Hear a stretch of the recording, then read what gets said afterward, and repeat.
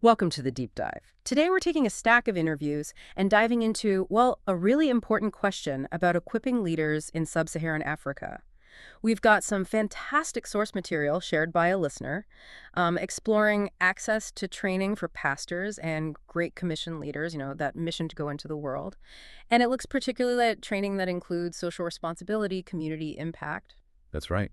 We'll be looking at conversations covering experiences from places like Togo, Nigeria, Uganda, South Sudan, hmm Zambia, Kenya, South Africa, and even reflections from someone who grew up in Zimbabwe and served in Malawi. So, hmm yeah, a really rich mix of perspectives. And our mission here to unpack these experiences, identify the maybe key challenges leaders face in getting trained, Mm. and explore what training is available, especially around this idea of integral mission. Connecting faith with practical action, Yeah, essentially, caring for both soul and society. exactly. And we'll dig into why this holistic approach is sometimes, well, misunderstood or maybe neglected in training contexts, Despite its importance. despite its clear importance. Yeah. Mm. And we'll highlight some actually quite surprising examples of how it's being lived out on the ground. Okay, let's unpack this then. We've got a lot to cover, it seems, from financial hurdles to mindsets, deeply held beliefs. Yeah, and some really powerful insights on how people actually learn effectively, how change happens. So first off, let's set the scene. Is training even available for these leaders in sub-Saharan Africa? What are the sources saying about just general access? Yes, training is definitely available. That comes through clearly. Okay. We hear about various avenues, denominational schools, Bible colleges, run by different ministries, Christian universities too. Right. An interviewee working in Uganda actually noted there are many, many seminary schools just in that country alone. So the institutions themselves, they do exist. Okay, so the infrastructure is there, at least to some extent. But you mentioned challenges earlier. What's the catch? Why isn't everyone accessing this training if it's technically available? Yeah, that's really the core issue, isn't it? While the schools are there, the major challenge mentioned, like again and again across different interviews, Mm-hmm. is that the good schools, the ones offering more robust training, are often quite expensive, Ah, and they require a significant time commitment. Plus, there are often formal education requirements, like needing a secondary school certificate. which could be a barrier itself. Exactly. It can be a huge barrier for many potential leaders who just haven't had that specific educational opportunity. Ah, okay. So it's not just if it exists, but the accessibility, the practicality of it. Precisely. Let's dig into those main obstacles then. It sounds like cost is, well, a huge factor. Oh, absolutely. Finance is highlighted as a really big one. We heard that from several interviewees, including one from Togo. Right. That's the direct cost of school fees, obviously, Mm. but also all the associated costs, transportation, lodging, food, materials. Things you might not think of immediately. Right.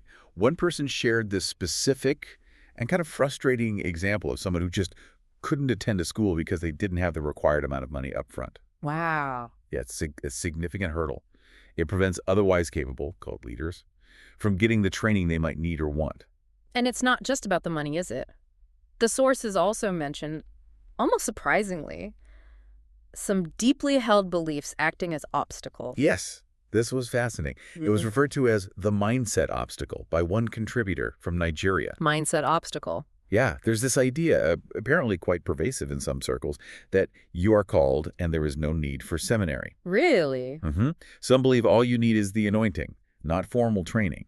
They might see academic study as, I don't know, unnecessary or maybe even a distraction from spiritual gifts. Okay. And this perspective, we're told, is seen particularly in some independent charismatic churches. They might not value structured theological education as highly as, say, more traditional denominations. Wow. Okay. So it's not just lack of opportunity, but a fundamental belief for some that formal training isn't even necessary. Correct. That feels like it would directly impact what gets taught, or maybe more importantly, what doesn't get taught. It certainly seems to. So what about this training on integral mission, the connection between faith and social responsibility? Is that part of the curriculum when training is pursued? Well, this seems to be a critical gap identified in the sources. Many theological teachings received in Africa, we're told this by sources from places like Nigeria, South Sudan, Mhm. they often do not include things like social transformation, community development, or justice issues. So what's the focus then? The focus tends to be more narrowly on, perhaps, evangelism internal church life, maintaining a separation between what's seen as spiritual things and the normal life. Like you handle the spiritual stuff inside the church walls and someone else, maybe the government, handles the community needs outside. Exactly that kind of thinking. Yeah. Some interviewees noted this view explicitly, that saving the community is the government's role, not the church's. Or that the church's primary job is just welcoming people in, rather than seeing the church needing to go out to address the community's tangible needs. Right. Someone based in Togo even noted that when mercy ministries, caring practically for the poor or sick, is talked about, it's not something that is strong, not emphasized in the teaching or practice. So a missing piece in the curriculum itself, often tied back to this mindset separating faith from practical action. Appears so. What about how people learn? Does that present another challenge for these traditional training models? Yes, this was a really fascinating insight shared by an interviewee from Nigeria. They brought up learning styles, Okay. suggesting that African Christians often have, in their words, a grace to listen and to see, perhaps not as much a grace to read in that deep academic sense. A grace to listen and see. What does that mean practically? Well, the contributor saw this not as a deficit, but as a potential strength to be leveraged. Ah. They pointed out that while, deep reading might be declining everywhere, people can watch a movie for hours, but might struggle to read a dense book for 30 minutes. That's true for many people, I suppose. Right. And it suggests that traditional, very book-heavy theological education methods might not actually be the most effective way to impart knowledge and skills, especially for leaders who might not have strong formal education backgrounds to begin with. That's really interesting. So if formal training relies heavily on reading, and maybe many people learn better by listening or seeing, that's another layer to this challenge, accessibility effectiveness. Does this also connect to resources? Like, are materials available in local languages or in these more accessible formats? Yes, it does seem to connect.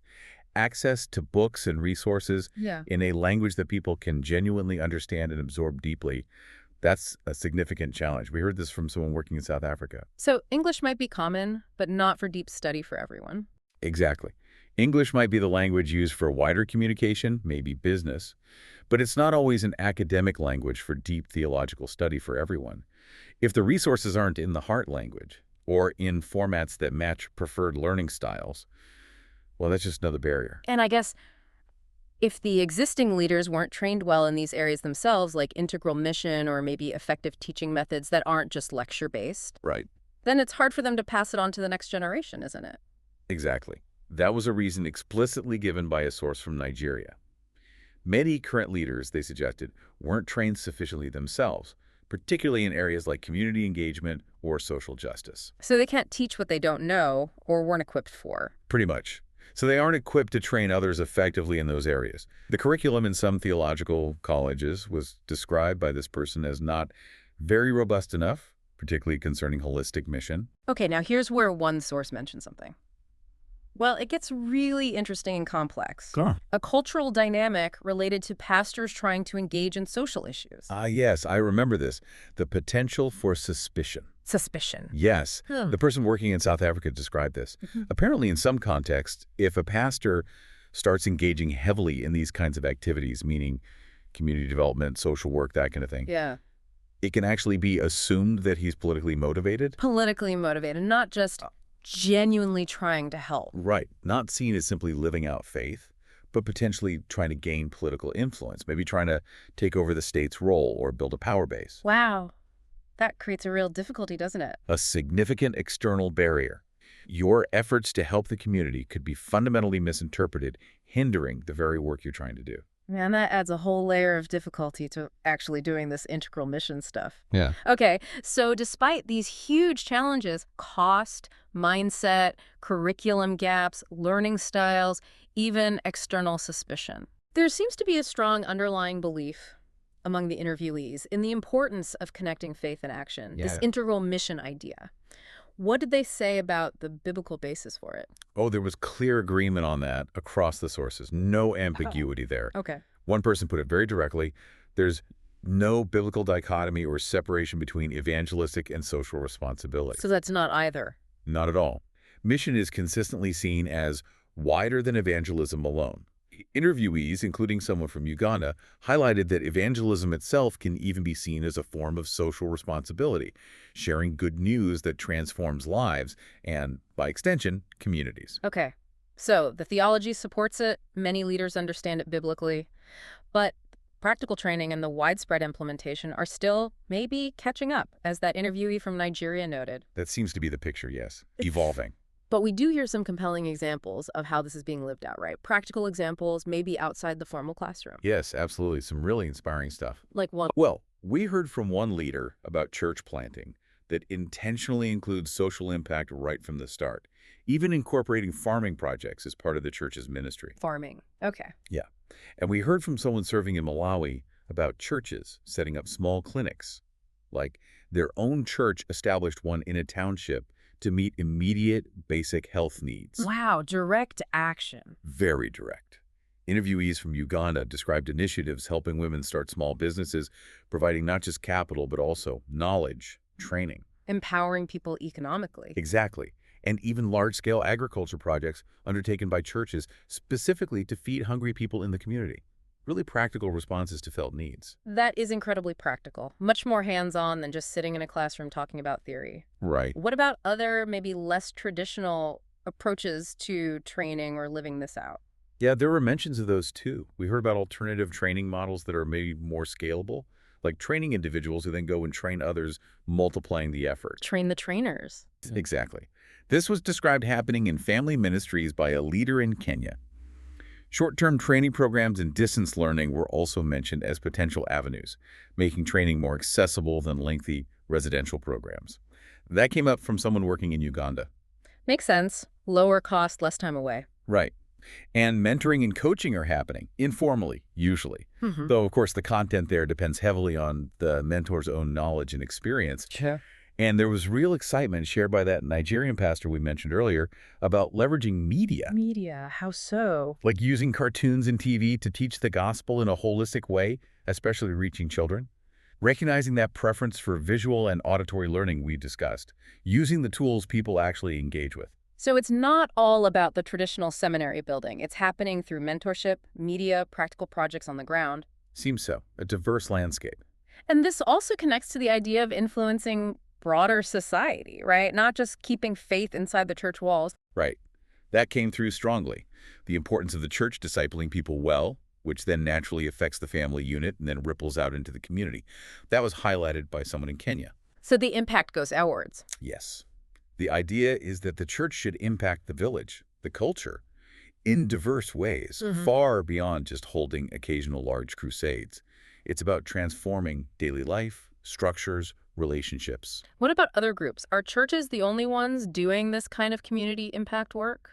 Or are others perhaps even more effective sometimes? That was a really stark comparison made by the interviewee based in South Africa. What did they say? They pointed to other organizations, specifically mentioning mosques in their context, which are apparently very actively and, importantly, unashamedly involved in social development. Like digging wells, things like that. Exactly. Digging boreholes, providing education, even supplying uniforms for students. Tangible, visible help. And they were described as having less red tape, being able to act quickly to meet needs. And because of that, gaining significant influence, especially in more remote areas. Interesting. So the church isn't the only game in town when it comes to community upliftment. Definitely not. And the comparison really highlights how churches can sometimes be perceived as slower, maybe bogged down by internal structures, or perhaps held back by that fear of being seen as politically motivated we talked about. Compared to other faith-based groups who are just getting on with it. That was the implication, yes. Moving quickly and visibly on social development. There certainly feels like a sense of urgency underlying a lot of this discussion, particularly when it comes to the next generation, the youth. Yes, definitely. That came up several times. Africa is a very youthful continent, as a leader working in Malawi pointed out. Right. And there's this strong call to empower that youth, helping them see their critical role, not just in the Great Commission, but also in community transformation. So redefining youth ministry. Yeah, transforming it from just like, activities and events into a real platform for deep discipleship that includes this holistic vision. Someone in Kenya specifically talked about the next generation needing an awakening to integral mission. An awakening. That's a powerful word. So, okay, if formal training is limited, if it's expensive, if it's maybe missing some key pieces, how does someone even develop this understanding of integral mission? Where does this holistic perspective come from? Well, several paths were mentioned beyond just formal schooling. Hmm. Personal journey, life experience, those seem key. We heard that from interviewees in places like Nigeria and Uganda. Learning by doing almost. Yeah, and learning by seeing, observing others who are doing good work, learning from mentors, sometimes even learning from their mistakes, actually. Oh, okay. And just being willing to serve, to get involved, can build that understanding organically over time. Yeah. Also, coming from a background where you've seen suffering firsthand, that was described by the person from South Sudan as something that can deeply shape this perspective and really drive action. Personal motivation born from experience. Right. And there was also a very practical point shared by that Nigerian pastor again about the presenter needing to be passionate. What do you mean? If the person teaching or modeling integral mission isn't genuinely passionate about it, isn't living it, then the hearers, the learners, they likely won't grasp its importance. They won't be inspired to live it out themselves. That makes a lot of sense. It's caught as much as taught, maybe more so if the teaching isn't passionate or embodied. Exactly. It needs that fire behind it. Huh. And actually, for anyone listening who's trying to learn or research this area themselves, there was a really valuable tip shared by the interviewee from South Sudan. Oh, yeah. What was that? Focus on primary data. Primary data. Hmm. What does that mean in this context? Like, don't just read books. Essentially, yes. Don't rely only on books or published reports, which might be outdated or maybe reflect a Western bias, or just be irrelevant to the specific reality on the ground where you are. So what should you do instead? The advice was, go and ask people directly. Talk to the leaders, talk to the community members, that's your primary data. Get a fresh, real-time understanding from the people actually living it, experiencing the challenges and the opportunities. Get boots on the ground, talk to people. Makes sense. So if we try and sort of connect this all to the bigger picture, Yeah. access to formal theological training for leaders in Sub-Saharan Africa faces some pretty significant interconnected hurdles. Yeah, we've heard a few. The high cost, these mindsets that sometimes devalue formal training, substantial gaps in the curriculum around holistic or integral mission, Right. and then these challenges related to learning methods and getting resources that are actually accessible and understandable. Okay. And while many churches or training institutions might not currently offer structured, in-depth training specifically on integral mission, the need for it, the reality on the ground, seems to be pushing some particular, maybe the more resourced ones, to just get involved practically, to engage with community needs. Yes. It shows it can be lived out even without that specific line item in the formal training syllabus. Right. And we heard about some really inspiring examples of that grassroots initiatives, these pioneering family ministries focused on discipleship. Community development projects led directly by churches. Mm. And those clear calls from interviewees to leverage African learning strengths, the listening, the seeing. And engage the youth more effectively. Yes, engage the youth in this holistic discipleship that really integrates faith and action for the whole community. It really seems like there are incredible opportunities then to develop training that is accessible, that is relevant, training that connects the whole gospel to the whole person and the whole world. Yeah. Maybe outside traditional structure sometimes, empowering local trainers, creating culturally appropriate content. Getting the word out about what is available, as that leader from Uganda suggested, marketing it effectively. Right. Which I suppose raises a pretty important question as we wrap up. Given these significant challenges we've discussed, but also the clear biblical basis for integral mission, how can the body of Christ, globally and locally, effectively mobilize resources, share knowledge, and empower passionate leaders to really bridge this training gap? How do we equip the next generation for that kind of holistic transformation across the continent? Exactly. How does that happen effectively on a larger scale? That's definitely something for you to mull over or explore on your own. Thanks for joining us for this deep dive.